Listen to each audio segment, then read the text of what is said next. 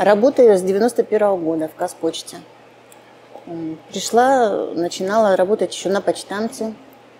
Потом был отдел движения на вокзале 2 Алматы, аэропорт.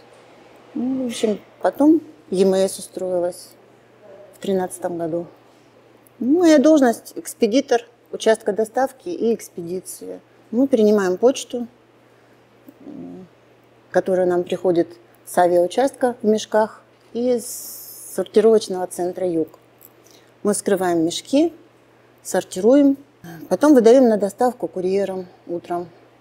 Самое важное качество в нашей работе – внимательность, ответственность, аккуратность. Любой человек должен быть ответственен за свою работу и понимать, что ты винтик в механизме всего общества. С 2013 года у нас появилась программа GoPost.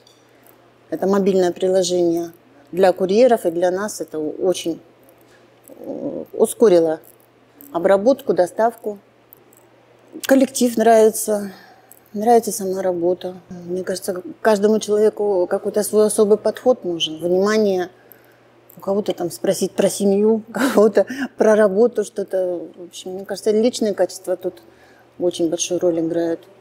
За годы работы в Казпочте с 91-го года работа меня приучила ответственности, аккуратности, находить общий язык с людьми, с клиентами иногда общаемся.